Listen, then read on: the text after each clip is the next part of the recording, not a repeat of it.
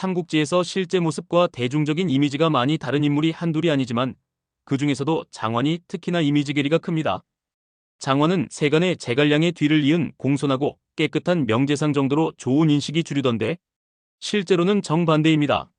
장원은 조조만큼 음험하고 비정했던 간웅이자 독재자입니다. 하지만 그게 제갈량과 차별화되는 지점인 동시에 장원의 매력이라고 봐요. 오늘은 장원의 본 모습에 대해 파헤쳐봅니다. 참고로 상용습격작전에 대해서는 저도 세간의 평가와 별로 다르지 않기 때문에 굳이 다루진 않겠습니다. 백리지제라는 고사성어가 있죠.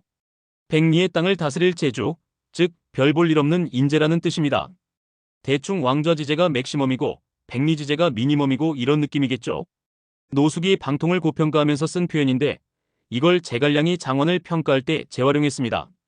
공교롭게도 둘 다 유비한테 찍혀서 노숙과 제갈량이 각각 구명해주는 상황이었는데 이때의 장원의 모습은 가히 레전드입니다. 광도연에 부임했다가 어느 날 유비가 불시점검을 나왔는데 직무유기하고 술판을 벌이고 있었다고 하죠. 얼마나 많이 펌하셨길래 유비가 극대노해서 장원을 죽여버리려고 했는지는 모르겠지만 자기 패밀리들한테는 매우 너그러웠던 유비가 다이렉트로 목을 따려 했던 걸 보면 꽤 사고를 크게 쳤던 걸로 보입니다. 아무튼 커리어 초창기부터 끝장날 뻔했지만 제갈량이 구명해줘서 목숨을 보존했죠. 대신 관직을 박탈당하고 오랜 세월 계백수로 살다가 유비가 한중왕이 됐을 때 재등용됐는데 당연히 중용받지는 못합니다. 그래서 지난날의 과오를 토대로 자신의 정치적 포지셔닝에 깊은 고려를 하게 됐던 걸로 보입니다. 이후부터는 자기 처신에 신경 쓰고 공손한 모먼트를 많이 보였던 걸 보면요. 이후에 딱히 사생활 관련 논란은 안 생겼죠. 그렇게 유비 정권 이후 제갈량 정권이 들어서면서 장원의 커리어가 본격적으로 시작됩니다. 장원은 분명 자신의 목숨을 살려주고 중용해주는 제갈량에게 은혜를 느끼고 충성하는 입장이었지만 당시 장원은 커리어 공백기가 너무 길었기 때문에 어느 정도는 자격지심이 있었던 걸로 보입니다. 거기다 자신이 배신자였던 반중과도 인척관계로 엮여있기 때문에 정치적 입지 자체가 불안한 상황이었습니다. 물론 장원 자체가 사적인 감정을 별로 중시하지 않고 쿨하게 넘길 수 있는 대인배였던 건 맞긴 한데 긴 커리어 공백기와 불안한 정치적 입지에 따른 경각심 자체는 상당히 느끼고 있었던 걸로 보입니다. 심지어 자신이 아닌 장해라는 익주계파 출신 인사가 제갈량 정권의 2인자로 낙점을 받은 상태였죠. 제갈량이 승상장사직을 장해한테 줬는데 이게 승상의 권한대행직입니다. 장원은 장해가 죽은 후에 이 자리를 승계하면서 비로소 2인자 행세가 가능해지는 겁니다. 하지만 세간의 인식과 달리 제갈량은 장원을 2인자로 공개 선정을 한 적이 없습니다. 제갈량이 장원을 후계자로 삼으라고 유선에게 은밀히 얘기했다고 하는데 이상하지 않나요?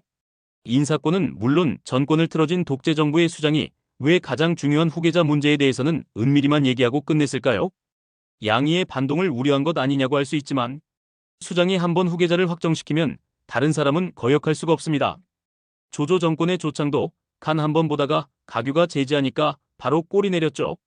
제가 보건대 제갈량은 후계자 선정 자체에 별 관심이 없었습니다. 조조와 손권 모두 말년으로 갈수록 후계자 문제 때문에 골머리를 썩혔는데 제갈량은 이런 고민이 전혀 없습니다. 그냥 순수하게 북벌에만 올인하고 있었죠. 이 부분 때문에 제갈량이 조조와 달리 자신의 독재 정부를 존속시키려는 야욕을 품지 않았다는 해석이 되는 겁니다. 자기 친족들 중용하지 않은 것도 같은 맥락이고요. 하지만 역설적으로 제갈량이 후계자 문제에 무관심했기 때문에 제갈량 사후 위원의 반동과 양의의 반동이 터진 겁니다. 제갈량이 평소에 장원을 후계자로 생각하고 있었다는 부분은 중요한 게 아닙니다. 장원을 마음에 들어했던 후계자로 내심 생각하고 있었던 공개 발표를 안 한 게 문제라는 거예요. 그래서 정사에선 장원전에만 나오고 이 레퍼런스를 그대로 인용한 것으로 보이는 화양국지에 거의 그대로 나오는 제갈량이 유선에게 은밀히 장원을 후계자로 삼으라고 말한 기록, 즉 제갈량의 비밀지령은 매우 구린 냄새가 납니다. 정황상 장원의 주작이 굉장히 강하게 의심됩니다. 제갈량이 그냥 공개적으로 확정을 시켰다면 위원과 양의가 이렇게 대놓고 반동을 쳤겠습니까? 제갈량이 무언가에 홀린 것처럼 후계자 문제를 세심하게 고려하지 않았다는 점은 명백한 사실이고 장원은 이 틈을 파고들어 제갈량이 유선에게 비밀지령을 남겼다는 말도 안 되는 주작을 쳐서 스스로가 제갈량의 적법한 계승자임을 자칭했다는 가설을 강하게 제시합니다. 이 부분을 좀 더 세밀하게 고찰해 보도록 하겠습니다. 유염이라는 인물이 있습니다. 유비가 예주에 있을 때부터 임관한 엄청난 고참인데 유비가 예주에 있을 때의 패밀리면 공식 임관 순서로는 조음보다도 위에 있던 베테랑 중에 베테랑이라는 소리입니다. 명백하게 개국 공신 중 한 사람이었죠. 심지어 유비랑 성씨도 같아서 넓은 의미에선 종친이라고 볼 여지도 있었어요. 담론도 잘해 유비랑 친했다고 하니 유비의 최측근 중 한 명이자 제가 편의상 묵협계로 분류했던 유비의 친위 부국 집단 소속 고위 간부 중 한 사람이었습니다. 하지만 유염은 사람들이 존재 자체를 인식하지 못할 정도로 존재감이 매우 희미한데 이는 유염의 최후가 그야말로 막장이었기 때문입니다. 유염의 처호씨가 234년의 태후, 그러니까 유비의 부인이자 오이의 여동생이었던 목황후 오씨에게 찾아가 문안 인사를 한 적이 있는데 이때 오씨가 호씨를 한 달 동안이나 머무르게 합니다. 왜 문안 인사하러 온 사람을 한 달이나 붙잡아뒀는지는 모르겠지만 정황상 추측은 해볼 수 있습니다. 유염은 묵협계로 대표되는 유비의 친위 부국 세력 최후의 생존자 중 한 명입니다. 유염은 묵협과 큰 관련은 없어 보이지만 저는 편의상 유비의 친위 부국 세력을 묵협계라 칭하고 있기 때문에 이 영상에서도 편의상 묵협계로 부르겠습니다. 아무튼 황제가 환관과 외척을 이용해 사대부들로부터 권력을 되찾으려 하는 건 지극히 당연한 일이라고 말씀드린 바 있죠. 하지만 당시 촉하는 창업군주가 아예 사대부에게 전권은 물론 조건부 제위승계권까지 물려주고 가버렸기 때문에 현 황제 입장에선 환관과 외척을 이용하기는커녕 아무런 정치적 행동 자체를 할 수가 없었습니다. 다만 유선이 파더 콤플렉스를 제갈량에게 투영해왔기 때문에 제갈량의 독재 정부를 상당히 고분고분 따르고 있었죠.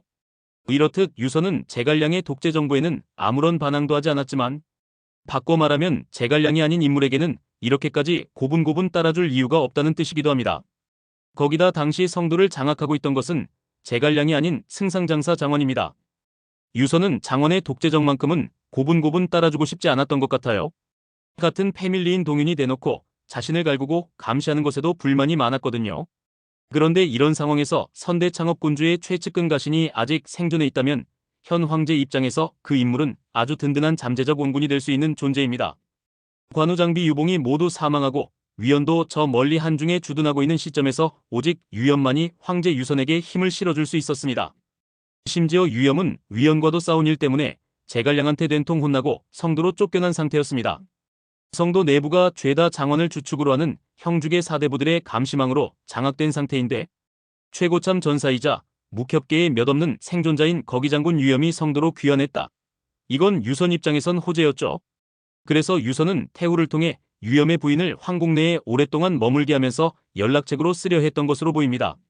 하지만 여기서 유염이 상당히 깡패스러운 짓을 저지르는데 황궁에 오래 머문 호씨가 유선과 간통했을 거라 생각하고 부하들 시켜서 호씨를 두들겨 패고 집에서 쫓아낸 겁니다. 역시 마피아 보스 유비의 최측근 아니랄까봐 행동 원리가 참 조폭스럽다고 생각할 수도 있는데 단순히 의심 때문에 이런 짓을 한다는 게 좀 뭔가 이상합니다. 저한테는 유염이 대놓고 황제랑 결탁하는 모습으로 비춰질까 두려워 일부러 아내를 조진 고육지책으로 보입니다. 이미 형주계 독재 정부가 촉한의 전권을 장악한 상황에서 몇 안 남은 묵협계 인사인 자신이 대놓고 황제와 결탁하는 모습을 보이면 당연히 모양새가 너무 수상했으니까요. 하지만 유염은 이미 위연이랑 싸운 일 때문에 제갈량에게 찍혀서 성도로 쫓겨난 상황이었고 이런 상황에서 대놓고 황제랑 결탁하는 모습으로 비춰지는 이슈가 발생해버렸으니 형주계 독재 정부 입장에서는 유염이 엄청난 경계 대상으로 인식되기 시작한 거죠. 그래서 겨우 가정폭행 혐의를 가지고 무려 사형을 선고해버리면서 유염은 공개 처형 후 시체가 길거리에 버려집니다.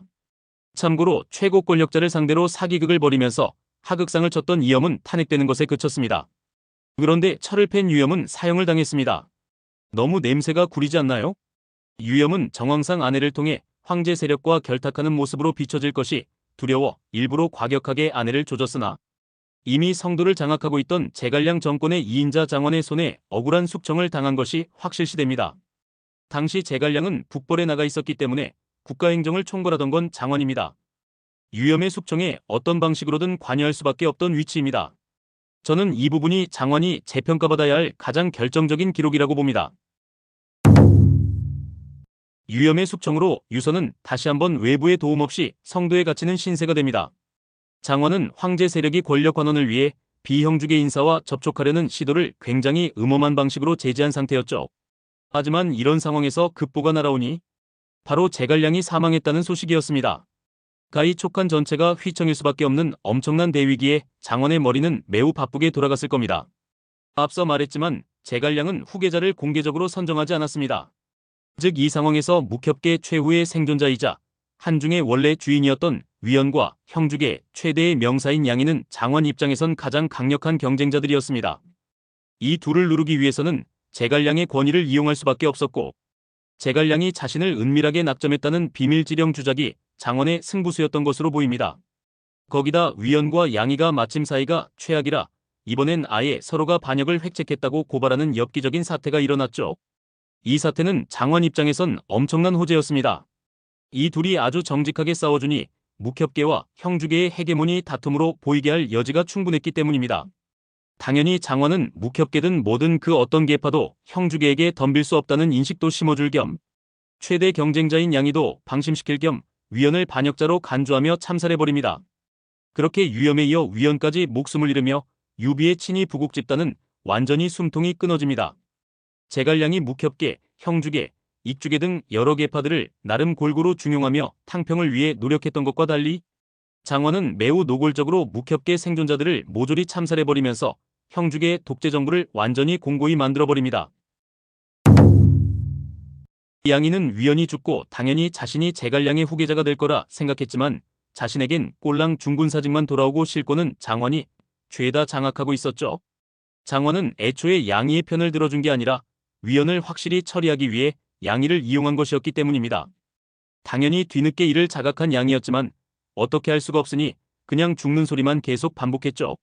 그래서 장원이 일찌감치 2인자로 간택한 비위가 찾아가서 양이의 동태를 살폈지만 양이가 이때 차라리 위나라에 항복할 걸 그랬다는 레전드 자폭 발언을 해버립니다. 당연히 비위는 이 일을 고발했죠. 근데 이것도 뭔가 이상하지 않나요? 비위가 장원의 2인자인 건 누구나 알 텐데 양이가 비위 앞에서 이런 자폭을 대놓고 한다고요? 심지어 양이의 저 반역 발언을 직접 들은 것도 오로지 비위 한 명뿐입니다. 그래서 정황상 장원이 대놓고 양이가 저런 발언을 했다고 주작을 쳤을 가능성도 배제할 수는 없다고 봅니다. 물론 양이가 진짜로 저런 소리를 했을 가능성도 있기는 한데 아무리 그래도 다른 사람도 아니고 비위 앞에서 저런다는 게 통 믿기지를 않아요.